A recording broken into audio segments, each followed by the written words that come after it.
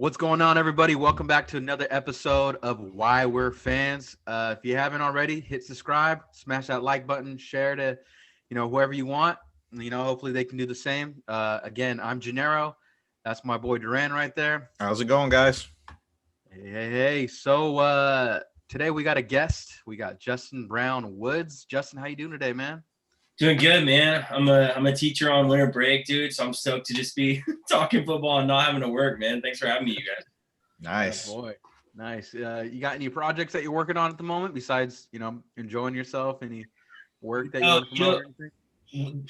One of the things, so I have a podcast with my wife. That's something that we kept doing during the break. It's like a millennial finance podcast that kind of is more so to like hold ourselves accountable awesome. Because we're trying to pay off all our student loan debt, which I mean, anybody in our world right now knows what that's about. But there's this one coach on Twitter who does like coaching clinics, and he started them up like right at the start of the quarantine. And he'll host clinics and stuff, and then host like chats and whatnot. And I did one for him, or for the group, I should say, at the start of the quarantine. And I was like, damn, I want to do one again. So I've thought about like maybe starting to piece together some ideas in the last few days of break, but we'll see. I'm also, like I said, enjoying just chilling. So it's been nice. Nice. So Justin, you're a Titans fan, and I even see here on your Twitter, is that your baby? That's my baby girl. Yeah, Calliope, man. My wife bought that outfit last year, but she wasn't big enough yet. So the other day, have the primetime game, get all dressed up, just to watch them get smacked. So wasn't that great, I guess. That looked like a cold. Dude, it was. I was so nervous going into that game, and I mean, it turned out exactly the way I thought it would. Like those Green Bay guys know the weather; they know what they're getting into. Yeah, like Nashville's cold, but they don't face that kind of stuff during the season. So, I heard Aaron Rodgers say today that it was the top 3 coldest game he's played in. Nice, dude. And he's just up there carving us for 300 Yeah. yards or whatever it was. He's insane. I did have Devontae Adams on my fantasy team though. So shout out to Devontae Adams for going up. I agree. Hell yeah. So we see that you have another Titans fan coming up with your daughter. Let's just start at the beginning with you. How did you become a Titans fan? Dude, this is a trip, man. So obviously being on the West Coast, like it's supposed to be Niners or Raiders, right? Mm-hmm. But there was a Monday night football game when I was like 12, and the Titans were playing the Jets, and McNair was playing. Mm-hmm. And it was back when I was like, oh yeah, I'm definitely an NFL quarterback. Like, no doubt about it, right? Yeah. Like all 5'8", like 150 pudgy pounds, like dude, like not a snowball's chance in hell that I was gonna be a quarterback. But I was like, I'm a quarterback, so let me watch this game. And I watched McNair play, and he just balled out. Obviously he's a great runner, great passer, and so it just kind of stuck. I was like, I don't want to be like everybody else locally. I like the Titans, and I've liked them since, man. It's kind of crazy because we've had a lot more success locally with the Niners through like the Harbaugh era. So it would have been really easy for me to like jump ship, but for some reason they stuck around, man. I don't know. Nice. I like it. You're like the lone wolf. I know. So do you have any Titans fans, friends that you can kind of get together and watch the games with? Do you know anyone else? But I've noticed, I mean, obviously Twitter's dope, right? Twitter, you can connect with friggin' anybody. But the other cool thing is that as I've gotten older, I've noticed like people are just good football fans in general, right? Like there's people who like they want to see their team win, but you can tell like a true football fan because they're like, I'll watch the Browns play the Dolphins and be invested in the game somehow, right? Like even it doesn't even have to be related to their team. And if they can be a football fan that really respects the game or understands the game, you can watch it with anybody. So I've noticed that friends will at least watch the game or shoot me a text like, hey, you guys are trying to get the division tonight, like it's a big game for you, stuff like that. You know what I mean? Because I mean, if you're a football fan, you just you like watching it. Doesn't matter who's on. Yeah, especially if football's on, it's on my TV. That's for sure. Exactly. Especially with fantasy football playing a role as well. Exactly. I mean, I found myself watching a lot of Titans last year because I know I had AJ Brown. Exactly. So, I'd always watch. I mean, I loved him in college, and just watching him ball out is awesome to see. Very dope. And I think Red Zone kind of changes that too, right? Like people watch Red Zone now, and that's the main way that they soak in football. So they end up watching Titans stuff. You watch Derrick Henry score these long touchdowns. You're like, oh, that's kind of cool. I like following that team or at least peeking in on that stuff. It's totally changed the landscape of how people watch games. Fantasy football is insane how much it's taken over. And then you also have like the daily fantasy sports, gambling. Yeah.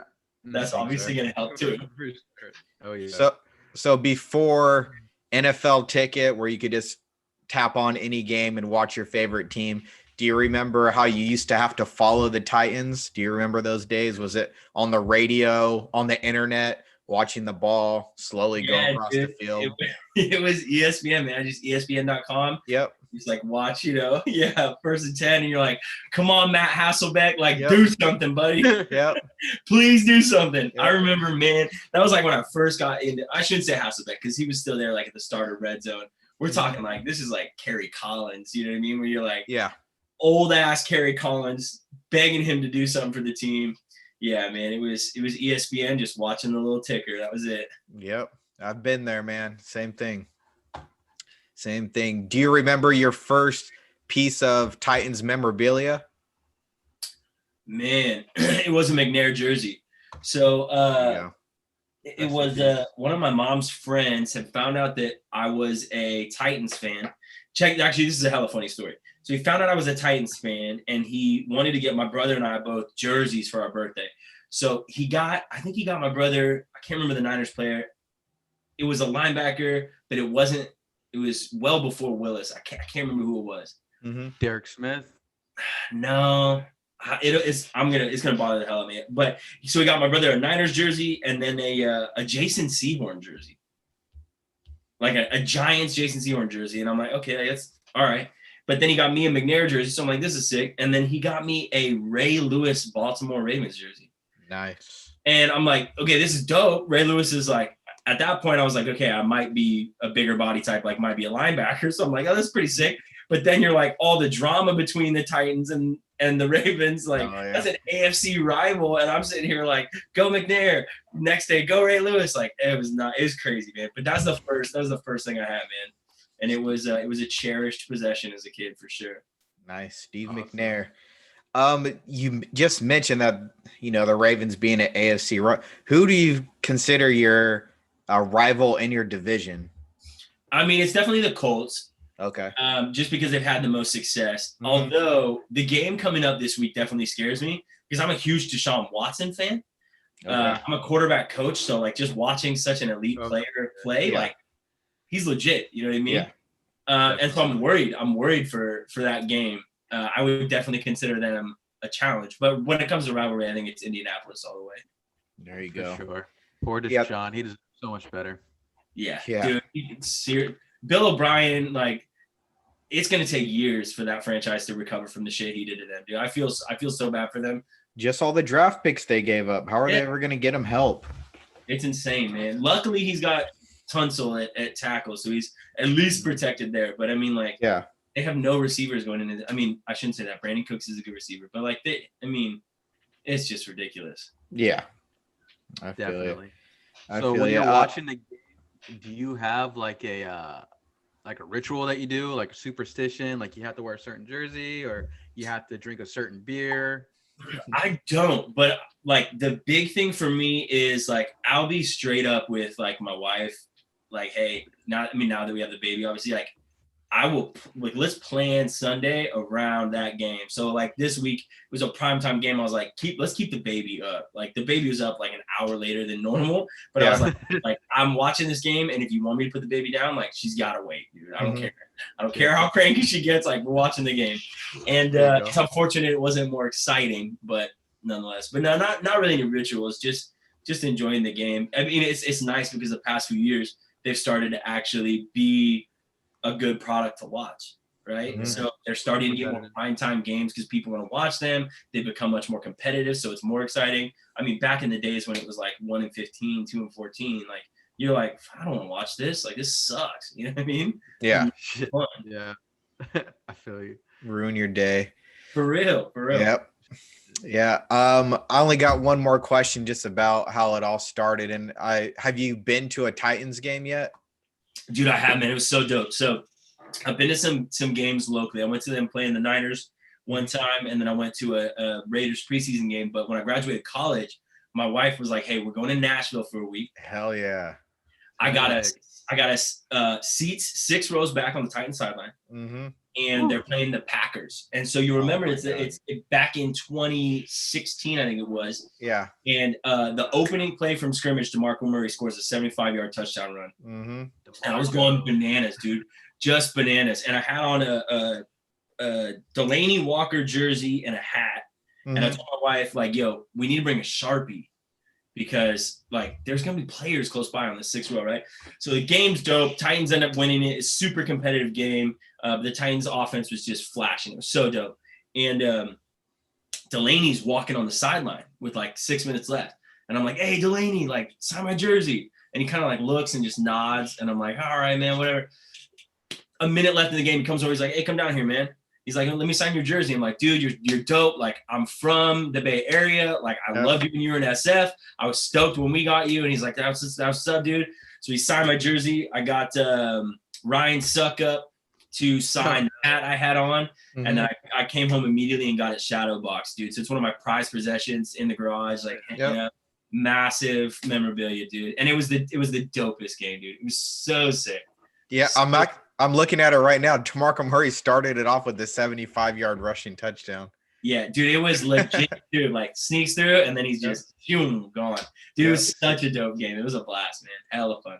Delaney Walker had a touchdown in that one as well, 10-yarder. But I've seen a couple interviews and stuff with Delaney Walker. He's just a cool guy in general. Dude, super cool dude. And what's cool is, unfortunately, right after the Niners played in the Super Bowl, he lost his family. I think his aunt and his uncle to a drunk driving incident in New Orleans where the game was at. And since then, he's been a super huge supporter of, I shouldn't say going against, but, making sure people are aware of making the right choices when they drink, enjoying the game, but also drinking responsibly and taking care of business and stuff. So, like, how can you not root for a guy like that, right? Who's just did everything the right way in his NFL career. It's just awesome, man. It was such a dope game. So he's just an overall good dude. That's for awesome. Sure, just a good dude, exactly. I love hearing that. One weird fact about that game: Delaney Walker's touchdown was from DeMarco Murray. He threw the ball. Dude, it was like a reverse pass or something. It was crazy, dude. Yeah. It was ridiculous. Dude. I'm like, dude, we're playing the Packers, Aaron Rodgers. Like, this is when the Titans were starting to come along, but when they weren't that great yet. Yeah. I'm like, this could get out of hand quick. And like first play of the game, I'm like, yo, let's go. Yep. The lawns barking all game long, dude. It was just dope. It was so much fun, man. I love it, man. Love it. So moving on to, we want to guess your favorite player. And I mean, I've already heard you mention this guy a couple of times, so I'm going to go with him. But don't answer quite yet. Me and G both want to take our shot at it. I'm going with Steve McNair. It was your first jersey. I know he was the quarterback during your teens, and that's kind of pivotal years for fandom and stuff like that. G, you got any guesses? Well, I know he was just mentioning Delaney Walker, but I'm going to go with my original gut feeling. I'm going to go with Keith Bullock. Oh, okay. I like that. Mr. Monday night, man. Dude, Bullock's a beast, man.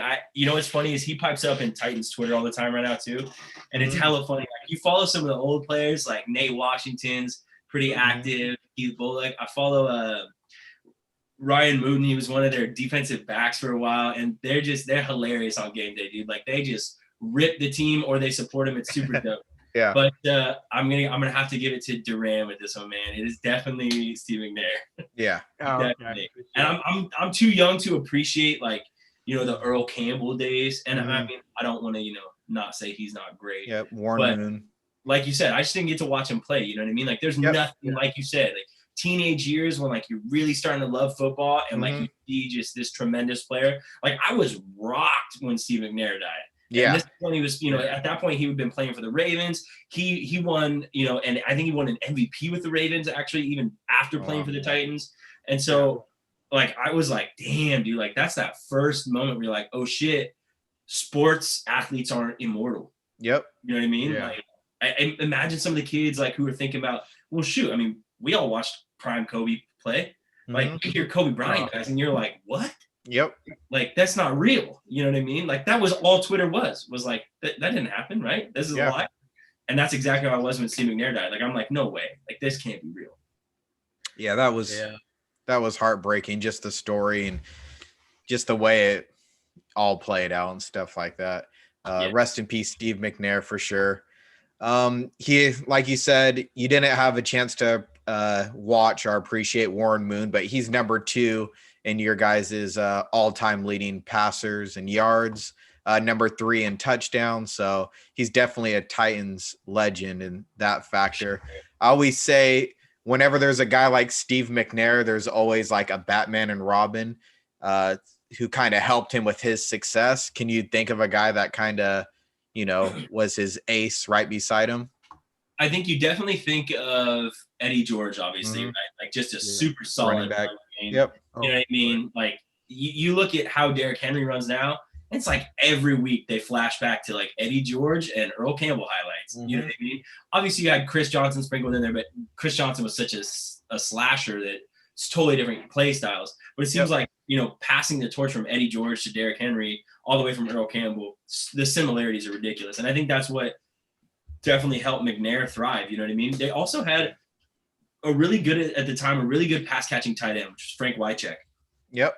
And so he really helped, I think, kind of modernize like the tight end position. And then you obviously also had Derrick Mason, who like in the past is like one of the only good Titans receivers. Luckily, we've got AJ Brown and Corey Davis is coming on, I think, as well this year. He's having a good contract year. But Derrick Mason, really, if you look back into like Titans history, is like the only quality receiver they've had. So I would say it's probably Derrick Mason, Eddie George, Frank Wycheck. Those 3 are like the pivotal pieces that helped elevate McNair for sure. Oh, hell yeah. Definitely. I remember all those guys.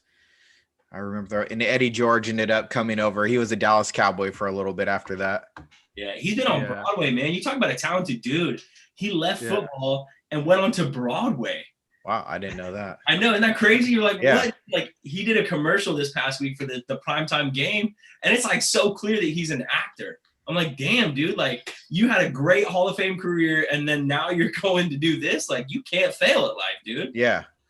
Yeah, I mean, this guy didn't have the exact Hall of Fame career, but I know Nnamdi Asomugha is currently in a movie right now on Amazon. Dude. Oh, really?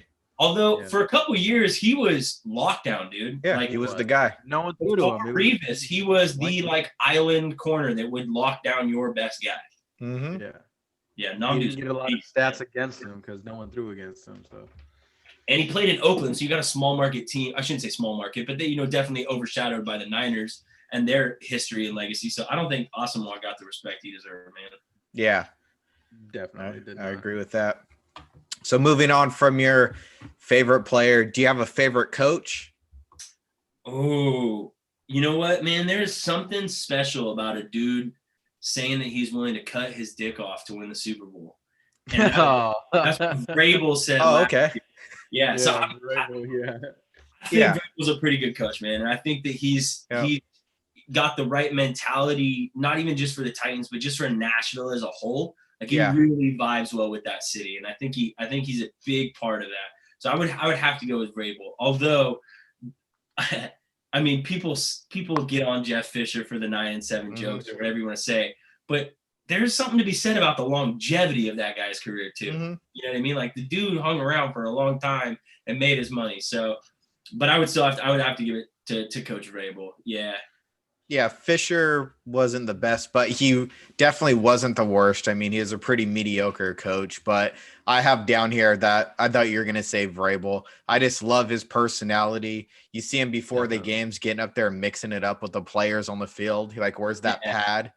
Exactly. And, gets with the defense alignment and shit like that. Yeah. I just love him. His personality and everything just definitely fits that team. You can see it through him. For sure.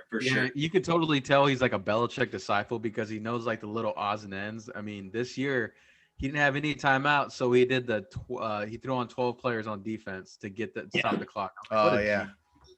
And like I know he mixed it up with Harbaugh a little bit, but I mean at the same time he was just all respectful about it. He goes, "Hey man, it's a game." You can tell he's still competitive. You can tell he's a linebacker. He's still super grimy when he's gets in conversations with ref and whatnot. It's awesome to see him coach. I'm a big fan of him as well. For sure.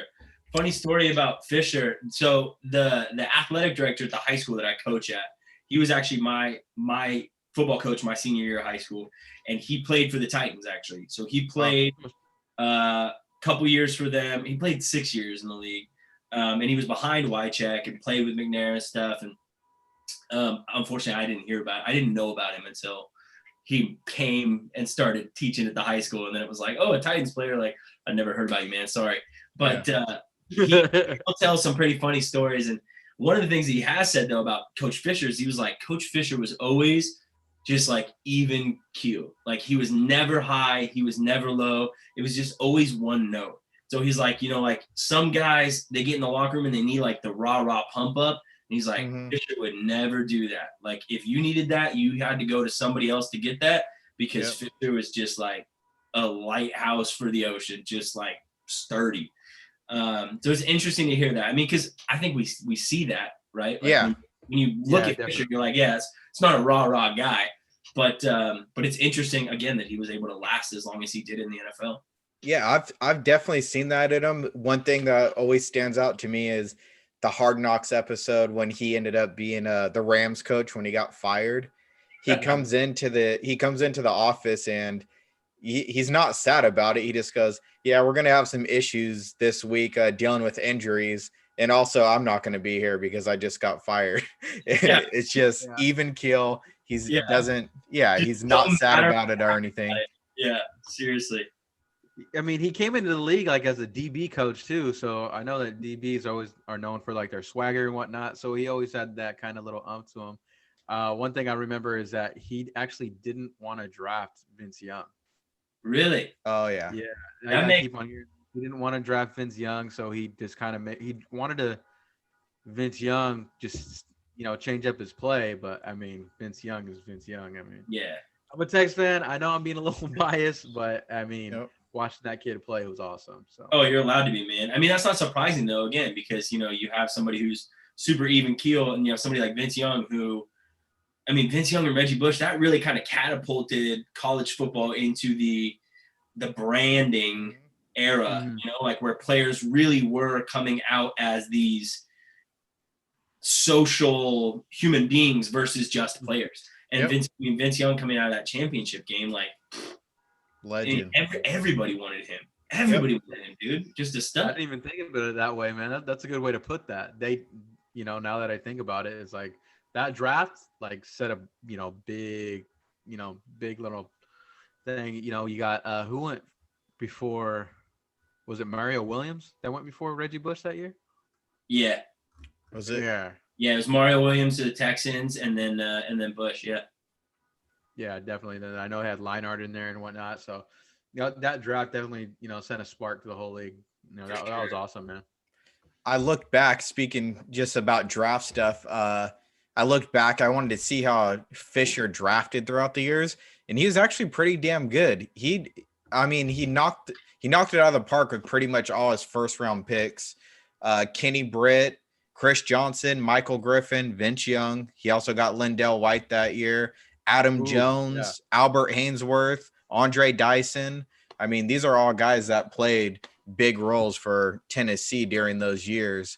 And he even hit on some late rounder guys, Jason McCourty, Jared Cook, and guys like that. So, that's when I was really thinking, I was like, I know Fisher gets a bad rap for, his coaching job, but hey, he was drafting decent. If you could hit on the first round like that, then you're a pretty decent coach. Definitely identifying talent. I mean, you look at it, Titans' first round pick this year hasn't seen the field other than like 3 plays in victory formation, and then he's been suspended multiple times. Like I don't know if they'll have him next year because he's been such a headache. So who is it?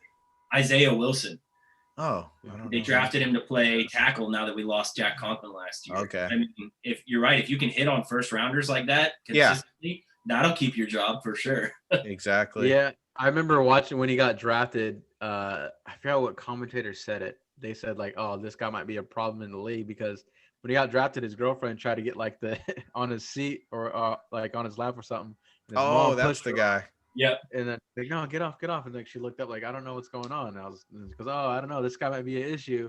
I know they're playing around, but I was like, yeah, he's been suspended. I mean, he's not comparing to their last year's first round draft pick, which was Duran's actually favorite defensive lineman. Oh, really? Yeah, he was his favorite defensive lineman in the draft. He put me on him for sure. So watching that guy play was just lights out. I love watching that dude play. You know, Yeah, I think he went to Mississippi State, right? Yeah, he's a beast, dude. He's Definitely. insane. And he tore his ACL, I think, in his like senior year of college. Yeah, And that's why nobody wanted him. yeah, he didn't start playing for us until like late in the year. And since then, he's just been a stud. Nice. Yeah. I remember one guy I was huge on for you guys was I still am is Harold Landry, man. Speaking of which, I think Vince Young announced him at his draft. He couldn't pronounce his name right, but Harold Landry for sure. Like I loved him out of Boston College, and everyone was like hating on him because like he didn't produce his senior year, but he was playing with a fractured ankle that whole year. Yeah. I think he's still a beast. I think he needs a second like pass rusher to complement him. Like the times that he's been wildly successful is when that other pass rusher really can help Landry get like one-on-one stuff. And I was hopeful that it was going to be Clowney this year, but that has not worked out. Yeah. Dude, that was weird, man. I thought Vrabel was going to get something out of Clowney for sure, but I mean, he was getting in the backfield, but like he just made him change direction. And I've never seen somebody whiff on so many sacks or tackles for a loss. Well, I'm a 49er fan. If you want to do that, I mean, I'll respect to him. But Solomon Thomas was so like he'd get in the backfield and just whiff on a tackle, and I'm like, what are you doing, bro? Come on, you get paid to do this. I saw you do it at Stanford versus North Carolina. Like you destroyed Mitch Trubisky. Yeah, he's having a hard time, man. Yeah, he is. Poor dude. So just moving on from the coaches and stuff like that, I want to know, I think you've already mentioned it. Your first Titans memory, was it that Steve McNair game? Oh yeah, for sure. And I don't even know. I'd have to try and pull up the stats, man. Like it was a Monday night game against the Jets. I don't even remember. And I could be totally off, right? Like I could be like, oh, he torched him, and he probably didn't even do that. But I just remember watching it, being like, dude, this guy can run, he can throw. Like all of this is exactly what I'm going to be in the NFL. Love it. All right. So hold on. Let me see. Okay. So this is it. So it's December. Was this it? Maybe this, I don't even know if this was the game. Might have been. No, they didn't lose. So this, but was that the only Monday night game? I don't know. So this was December 2nd of 2003. December 1st. The Titans lost 24-17. McNair threw for 272 yards, 2 touchdowns, and an INT. I don't know if this is it because he was throwing to Justin McCarron's. I don't know. Maybe I'll just say that. Maybe I'll say he lost the Monday night game, but he looked really good doing it. Yeah. I don't know. Who knows? Yeah, but that was it, man. That's the earliest one. Got it. Do you is that your favorite one? No, I would say definitely the obviously the Nashville game was fun, and Nashville as a city is just legit. Yeah. Like Nashville is fun, man. Yep. Bucket list. They just had the draft there too.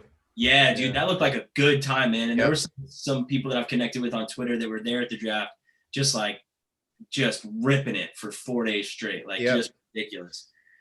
I would say, honestly, one of my favorite moments is probably the Mariota. I can't believe they just called him Mariota throw and catch against the Chiefs. Like, that was like stupid and wild. And that game, we had no business winning that game. Mm-hmm. But the fact that we did, it was like that first spark where you're like, something's changing in this organization. Like, we got smoked the next week by New England, but that's when you first started to see like, okay, like the Titans could be something in the next few years, and they have been since. Yeah. Oh yeah, I've totally forgot about that. That was a great play. Wild play. I'm blanking on the team, but I know wasn't it Mariota that broke off that 87-yard like scramble? Probably. I know they had a bunch of like different memories that, I mean, I remember I said Keith Bullock because we were talking about this before we started recording. I said Keith Bullock was your favorite player because I remember they named him Mr. Monday Night because he picked out Drew Brees 3 times. Yeah. And they had some good memories. I mean, for sure, man. For sure. Yeah. And there's other guys too that played in the defense, you know what I mean? Like that just were studs back in the day, man. Yeah. Javon Curse, Kyle Vanden Bosch was a criminally underrated white dude playing defensive line. Yep. With the contacts, right? Yeah, dude, just phenomenal. Yeah, right. Phenomenal. You had Samari Roll at corner, who was great. Mm-hmm. Like you said, Michael Griffin had a phenomenal career. Moving later, you had like your boy Brian Arakpo. Like, dude, a great player, man. I loved watching him play, dude.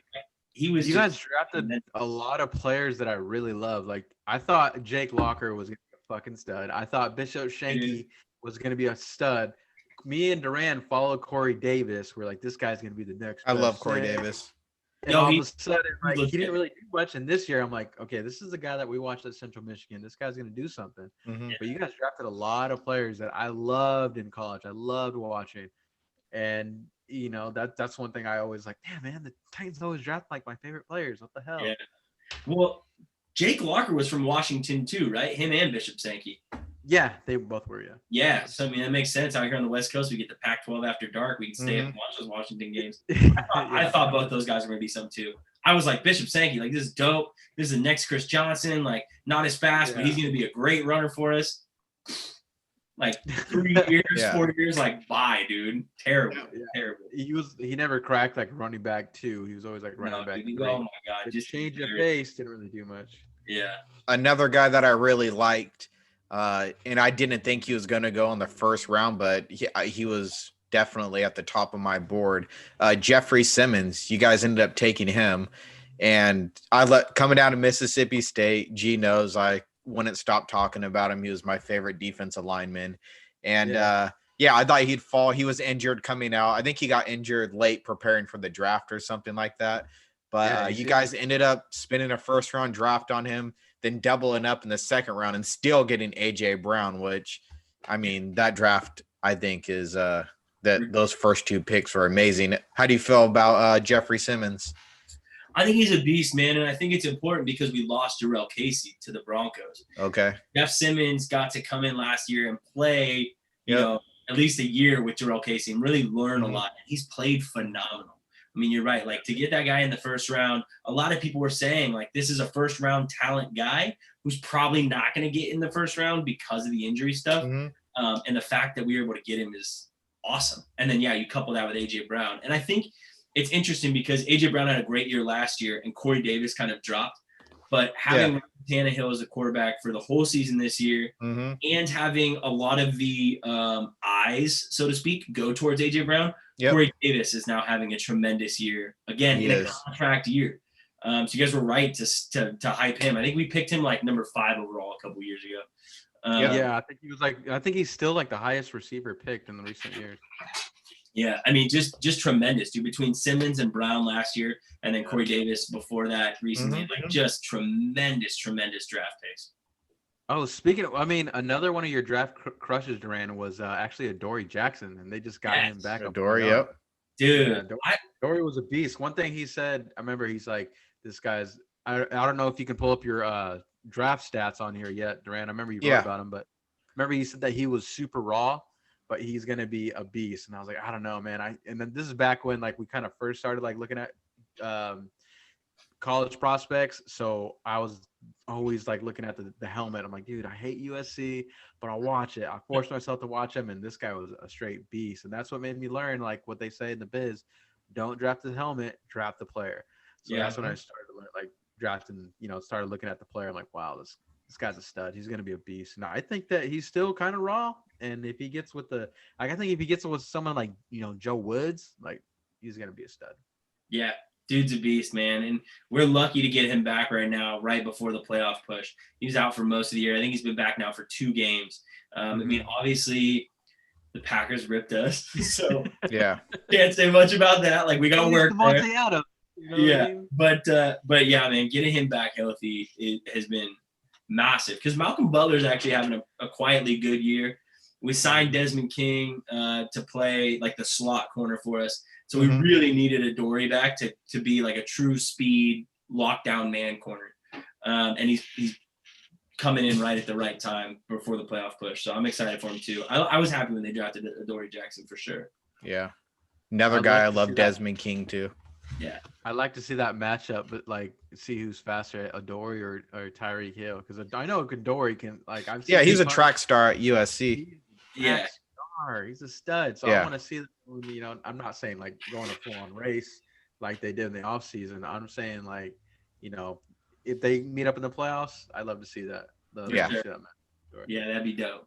They did meet up in the playoffs last year. Did they really? Wasn't it last year? Yeah, we were up I think we were up like 21-10 or something. We were up like multiple scores, and Kansas City came back and beat us, man. I remember that game. And what I remember the most is you guys surprised me so much. I think it was the week before with the Ravens. Yeah. And I did not. You guys shut out the Ravens. No touchdowns.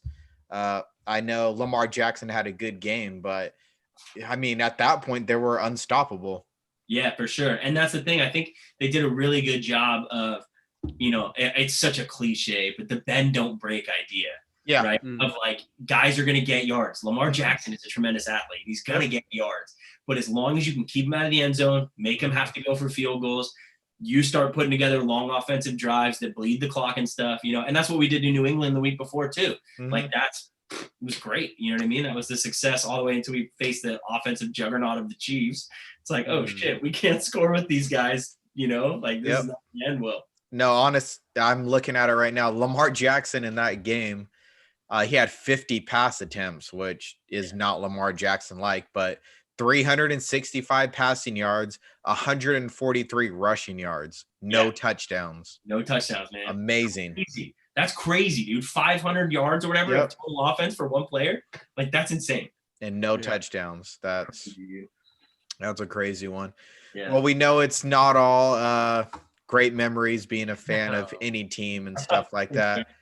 Do you have a worst memory or a big heartbreak that has happened for your Tennessee Titans? Luckily, the only Super Bowl they've been in, I didn't watch because I wasn't quite a fan yet. It was in early 2000. It was 2000, 99 season. Yep, 99. And so I didn't have to watch it, so I don't have that painful feeling in my soul that many others do. Yep. I would say it would probably be, I would say it would probably be the loss in the playoffs. I want to say it was 2009, maybe. It was 2009. I think it was like to the Ravens or something. It was the best season the Titans have had, like 13-3 with Kerry Collins and Chris Johnson. And I think we lost to the Ravens in the divisional round right after the week after the wild card, and the Ravens had snuck through and beat us. And it was like the first time like my team was really good. You know what I mean? That I had been following the Titans. I would say it's that. Also, I'm a sucker for him. So it's probably, my own fault, but having Mariota go out last year and Tannehill have a ton of success was just like really strange. Like, oh, this is really awesome, but I really like this dude. And I really like him having success, and I'm bummed that it's not happening. That's why a couple weeks ago when he was playing for the Raiders, I was hyped. I was like, let's go. You know what I mean? Like him, he's just a tremendous dude. Yep. I've been in that exact situation. I'm a Cowboys fan. So I remember seeing Tony Romo go down, and then Dak Prescott coming in and having major success and just being like, oh, I love this guy, but I wish it was Tony. But that's why football is the best ever. Yeah, I was in that same situation when Steve Young went down. And then Jeff Garcia came in. Yeah, I was like, oh, what the hell? Like, man, if Phillips would have made that block on Williams, like that would have, and that would have been done. Yeah. But do you feel like you won that? The Mariota versus Winston draft. I know that was huge. Like they'd always, when they got drafted in the same year, they'd always compare each other. Do you feel like you won that? I know they're not on the original draft teams anymore, so I that. I think we did just because Tampa Bay didn't have much success with him. Yeah. They certainly didn't put him in the best chances to succeed, and he didn't do it to himself either. But he got the W, dude. But Mariota was there for the turnaround, right? He's there for that franchise growth and like becoming the team they are now. So I think we definitely won. And I think the first game, it was so funny. Both of them, their rookie year, the first game they played each other, and both of them played like lights out. Week one, I think Marcus had like 4 touchdown passes. Jameis might have had like 2 or 3. Like it was a really good game. So I was super hyped week one. I'm like, oh, both these guys are gonna have really good careers. And unfortunately, it's where it is now. You know what I mean? I still don't know why the Saints start Taysom Hill over Jameis. I know.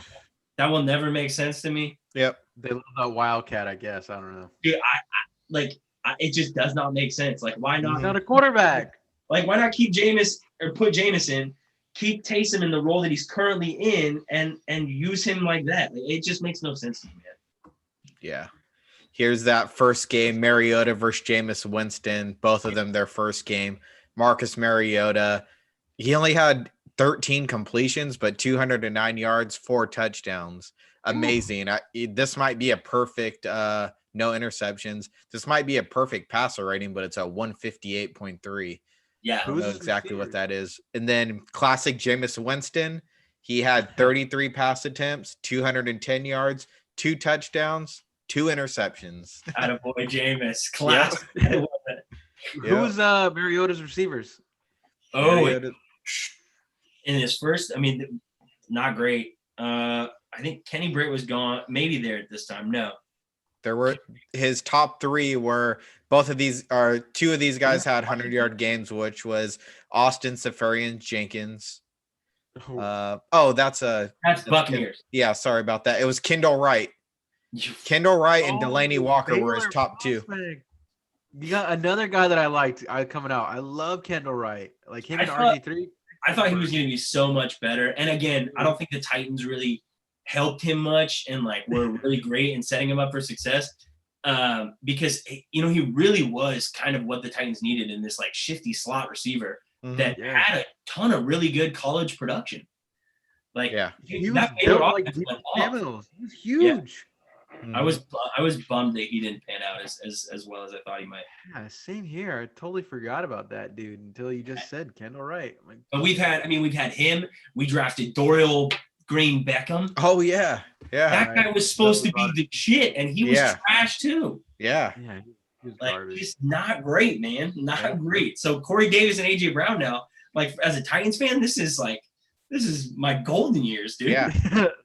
I love it. You guys are definitely on the upswing. So moving on a little bit to your future expectations in next year's draft, you have 6 picks. You don't have a 7th round pick, I think it is, but 3 top 100 picks. Is there a direction you guys kind of want to go? Is it a little bit too early? I got a list of guys that you have on the last year of their contract, and there are some guys on here that I like. I mean, Jadeveon Clowney, Daquan Jones, Corey Davis is one of them, Jonnu Smith, Desmond King, who I really like, J-Ron Brown, and you have 3 offensive linemen over 30 years old. Yeah, I think the number one priorities in the offseason are probably re-sign Davis and Smith. Jonnu Smith's a pretty good tight end. He doesn't get the love I think that he deserves. Yeah, he's great. I'm not going to put him. I don't know. You could probably argue that he's like top 15, maybe. He was on my fantasy team for a couple of weeks. Sure. Exactly. Like he'll produce for you. He's the Titans offense. We kind of use multiple tight ends and do a lot of stuff with some of the other white guys too. So it is. But dude, Titans and white pass catching tight ends is like synchronicity, baby. I would say re-sign Davis and Smith though. So you're probably looking at getting a pass rusher in the draft. Okay. I think they'll probably sign one in free agency too. If they don't, then I would say go for 2 pass rushers because we have 15 sacks on the season. That's like the 5th I just saw this on Twitter. It's the 5th worst amount of sacks for a team like since they started tracking it. And if we make the playoffs, we'll be the only team to have ever made the playoffs with only 15 sacks. I mean, we're that bad at getting after the pass rush. Yeah. So it's just ridiculous. We've got to sign guys, whether that's in draft or free agency. So I would say that Isaiah Wilson, because of his stuff, I mean, he very well may not be on the team next year. So they're probably, like you said, we're probably looking at offensive line as well. And then I would say they're probably going to lean towards a corner as well. The league is what it is. You got to get a left tackle. You got to get a quarterback. You got to get a pass rusher. You got to get elite secondary players. Yep.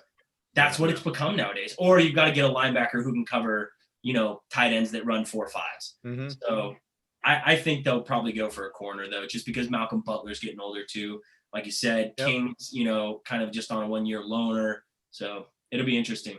You got it. And I'm looking right now at PFF's top tight end grades. They have Jonnu Smith at number 10. See, there you go. I'll take it. Exactly. Man. You want to know what might be a little more surprising at number 11? Anthony Fisker. Oh yeah, dude! Look, see, so, there it is. White pass catching tight ends from Harvard make their name in Nashville, Tennessee. Exactly. You guys didn't trade for TJ Hawkinson, man. Dude, for real, seriously. Like, hey, man, get out of Detroit. Come make your name down here in Tennessee. Yep. For real. No, I really hope you guys bring back Desmond King. I think he kind of found his spot there.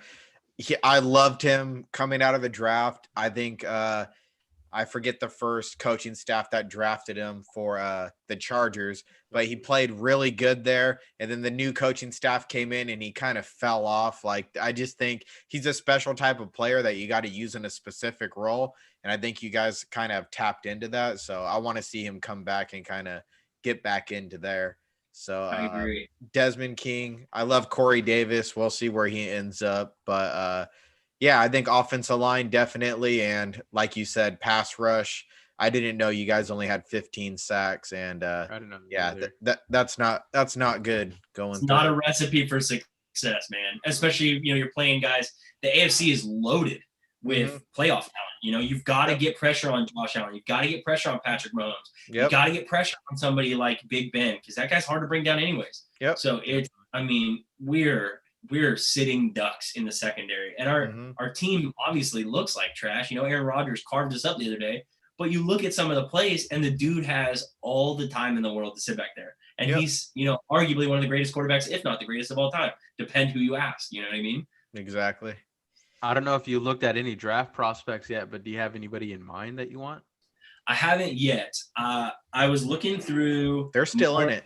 Yeah, exactly. We're still in it. Who knows? I was looking more through the free agency guys. There's a lot of really good free agency pass rushers that I'd really like to go for. I think it was the Packers, actually. They went and got Preston Smith and Zadarius Smith. Yep. I think it was like maybe 2 years ago, was it? I don't remember when it was. Yeah, but it was like they tapped into the free agency pass rush market, and it's paid dividends for them hugely. Yep. So I see no reason why the Titans shouldn't do the same. Go look at free agency, kick the tires on some of the guys. I know Ryan Kerrigan out of Washington's going to be a free agent. Matt Judon out of Baltimore's a free agent. Carl Lawson's a free agent. Shaq Barrett's a free agent. Barrett. Yep. Von Miller, we're probably not going to get Von Miller, but a girl can dream, I guess. I don't know. Yep. There's just a lot of really good pass rushers out there. So I'm like Bud Dupree. Bud Dupree, just like, hey, Bud, just line up, bend, and get around the edge, dude. Like, did you say Melvin Ingram? No. Melvin Ingram. Dude. Yeah. Like, that's yeah. So there's some definite edge rushers that any team can use. Everyone could use pass rushers, but especially you guys. Yeah, if you got the space, Jadeveon Clowney, I see on here too. But yeah, anyone could use these guys. If you could snag one of them, Matthew Judon from the Ravens, then yeah, you'll be in a better shape than you are this year, which is saying a lot. For real. I think that you guys would be better off if, like you said. I'm a huge fan of this guy, so I might be biased, but if you guys got Kerrigan with Vrabel and like Harold on the opposite side, Kerrigan's a little old. But hey, man, he'll be cheap then, Yeah, but I think Clowney's almost like 32, and is he? Really, he's getting up there, and he really screwed us. I shouldn't say he screwed us. That's not fair to do to him. He's an elite athlete, but I think he's gonna be 32 maybe next season. Okay. It's just the age thing definitely scares me, because we also signed Cam Wake last year to kind of help with Harold Landry, and he was good, but he wasn't like elite, like the Titans need that. Like our offense is the highest scoring offense in the NFL right now. So, well, it might not be now that we shit the bed on Sunday night, but nonetheless, going into that week, we were the highest scoring offense. So you get a guy who can just get after the passer a little bit, and you'll be successful.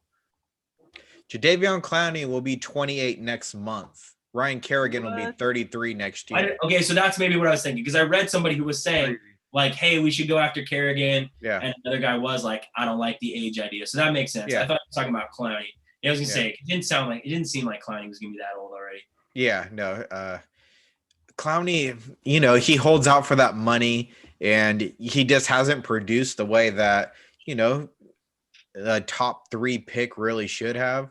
And so I always think that he really values himself more than he should. And he ends up going to weird situations. I mean, last year, he might have done way better with you guys if he would have just showed up to training camp, taken the deal, you know what I mean? Yeah. And put together. And every year he misses the entire offseason just pushing for these contracts, where I think he's got to kind of bite the bullet and get in there and work with the team and really work out what he's got, because he could get that big money if he gets into these double-digit sack numbers. Yeah, I think you're right though. I don't think he'll have a chance to do that next year. Yeah. I think teams are kind of like, hey man, like the gig's up, dude. Yep. We'll pay you, vet minimum maybe, or we get over vet minimum. Yeah. But he'll be one of the last guys signed. Yeah. Yeah, it's not going to be elite pass rusher money, which is like, sorry, dude. But I mean, that's what the Titans are paying. Like, it's insane the contract he got, and it's not. I mean, especially after this year, he's going to be very disappointed in the offers that come in for him. Agreed. He's going to be offended. I only got one more question for you, just about the future of the Titans, and it's about Ryan Tannehill.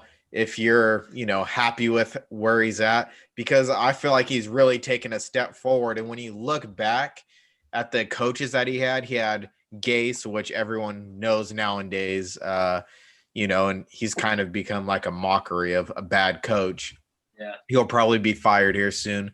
But he had Adam Gase for 3 years. He had Joe Philbin for 3 years, who never had a winning season. So to me, it seems like he's finally in a place where, the culture's right, the coach is right, and, the players around him. He has Derrick Henry pounding the rock. He has a couple good receivers, a tight end, where now you can see him succeeding. How do you feel with him moving forward? I think he's a great quarterback. I don't know if he'll ever have the statistical explosions that we see from like the top guys, right? Yeah, 50 touchdown shit. Exactly. But he does a really good job. And there's people on Titans Twitter that like call him a game manager. And I really don't. I have an issue with the game manager label for 2 reasons. The first one being I coach quarterbacks. Yeah. If a kid is a game manager, I like that kid. Like, dude, I'm going to build an offense that is successful for you. So if you can manage us to wins, which is what we're supposed to do, dope. Yeah. That's great. Yep. But I don't think he's this like, the label of game manager that everybody says. You look at his game a couple weeks ago against Detroit, he exploded. He had 3 passing touchdowns, 2 rushing touchdowns. Like, the dude is a talented quarterback. And so, I mean, he's not ever going to be Pat Mahomes. He's not ever going to be Aaron Rodgers. But he's a successful quarterback, and he's in the. I absolutely put him in the top 10. I'm probably saying he's like top 7. I don't think he cracks top 5 because you got guys that are killing it there. But he's definitely up there for me, and he's young still. So I think he's definitely going to have some success in Tennessee for quite a while. I think in the next couple of years they'll definitely start to look at a quarterback. But if you look at what Tennessee has done with their rookie quarterbacks, we haven't traditionally set them up for success. We threw Vince Young right into the fire. I mean, we didn't really because Kerry Collins was still there, but we basically did. We threw Jake Locker right into the fire. We didn't really because Matt Hasselbeck was still there, but we did essentially. And Marcus Mariota was thrown right into the fire. And they just didn't really have success around them to be great. So if a quarterback can get drafted in the next few years and sit for 1 or 2 years, right? Like, I get it. The NFL is built on cheap rookie quarterback contracts, being successful so you can buy other guys. But if you can give them like 1 to 2 years to sit and learn, I think the Titans could definitely do something. I was thinking today actually about Jordan Love for the Packers. Like, they drafted him and everybody was like, oh my God, is this the end of A-Rod? Like, what's going on? And then Aaron Rodgers is like, all right, bet. And then goes out there and he's probably going to win the MVP because of how he's playing. Yep, he's my MVP. But exactly. So I mean, if you do that with the expectation, hey man, you're going to sit behind a really talented quarterback and you're going to learn how the game works. You're going to learn how to be a pro, how to be a leader, all of this stuff that the Titans could be successful with it. But we can't keep doing the same, throw a rookie out there and see what happens because it hasn't done anything for us. Yeah, I like Tannehill, man. I mean, he was mostly a receiver in college, anyways, and Yeah. they Was he? needed him at A&M. Yeah, they Played needed him at receiver. A&M. So everyone was skeptical about him because he was a technical 1-year wonder. But Yeah. he played a little bit of emergency quarterback when their quarterback went down. But he was a stud. Yeah. And when he came into the league, I was like, we'll see how he does. He got that contract. And then I was glad that he just got out of the Adam Gase type of thing because you try to force him to do a quarterback that he wasn't. The same thing that what he's doing with Darnold. I think Darnold could be successful somewhere else. Everyone wants to say in a West Coast offense, like with like the Packers run, Bears, Browns run, and the Niners run. But I mean, I want to see what I think Tannehill could succeed in this offense for sure. So like you were saying, in a couple years, if they want to draft a guy to sit behind him, I mean, look what it did for Aaron Rodgers. Look what it did for. I mean, I know he wasn't the starter, but he had to earn them. Both of these guys was Derek Carr and Russell Wilson. They both had to earn it against a veteran quarterback. So I know that was going to be hard. I know Russell Wilson, especially, he was going against what's his name, LSU quarterback. Jamarcus Russell. No, play for the Packers. Matt Flynn. Matt Flynn. That big acquisition. And like, and then he came in and he just destroyed it. And I'm like, okay, like Russ, Tannehill, that could light a fire under his ass, or he can take it like Aaron Rodgers did and be like, okay, I'm just gonna. That's cool. I'm gonna mentor him, but I'm gonna still all out. I mean, Jordan Love is still like, he's not even dressing on game days. He's inactive. Yeah. You got it. G, you got any final questions? I don't, man. But if you want to stick around after we're recording, man, we'd love to, pick your brain a little bit. You got it. Sure. Well, you could follow the link below to follow Justin.